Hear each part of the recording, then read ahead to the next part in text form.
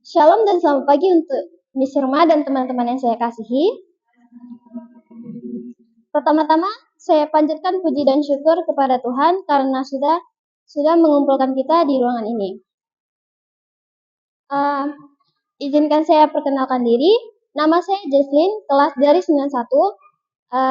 Khotbah yang akan saya bawakan bertema tentang jatuh ke dalam pencobaan. Ayat intinya yaitu terdapat di Yakobus 1 ayat 2-3. Saudara-saudaraku, anggaplah sebagai suatu kebahagiaan apabila kamu jatuh ke dalam berbagai-bagai percobaan, sebab kamu tahu bahwa ujian terhadap imanmu itu menghasilkan ketekunan. Apa itu percobaan? Pencobaan adalah bagian tak terhindarkan dari hidup kita. Tetapi kita memiliki janji Allah bahwa ketekunan kita dalam menghadapi akan menghasilkan kekuatan dalam iman. Satu tokoh yang akan saya ambil terdapat pada Matius 4, yaitu Yesus menghadapi pencobaan iblis. Yesus dicobai iblis di padang gurun. Maka Yesus dibawa oleh Roh ke padang gurun untuk dicobai iblis. Dan setelah berpuasa 40 hari dan 40 malam, akhirnya laparlah Yesus. Lalu datanglah si pencoba ini dan berkata kepadanya, "Jika engkau anak Allah, perintahkanlah supaya batu-batu ini menjadi roti." Tetapi Yesus menjawab, "Ada tertulis, manusia hidup bukan dari roti saja, tetapi setiap firman yang keluar dari mulut Allah." Kemudian iblis membawanya ke kota suci dan menempatkan dia di bumbungan bait Allah.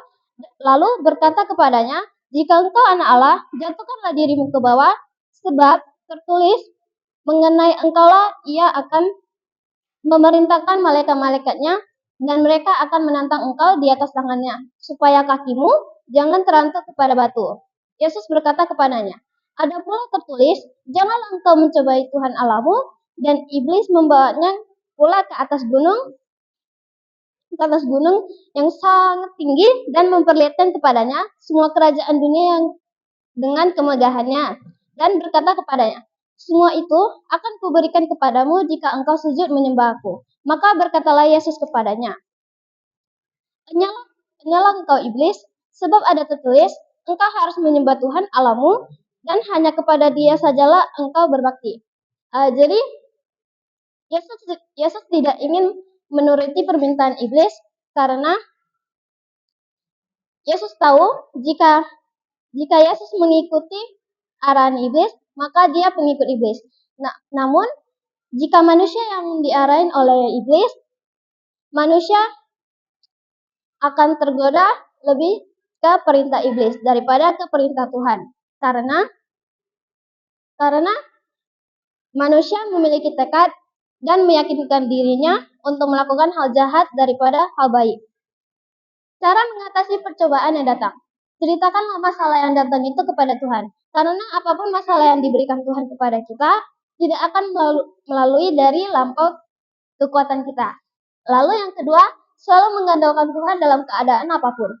Setiap masalah yang diberikan Tuhan, kita harus mengandalkan Tuhan. Apapun masalah yang diberikan Tuhan, kita harus menghadapinya bersama Tuhan.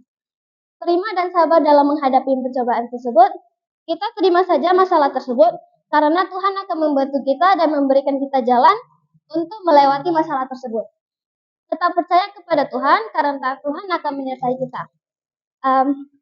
Seberat apapun masalah yang diberikan Tuhan kepada kita, tetaplah untuk menyertai Tuhan bagaimanapun caranya.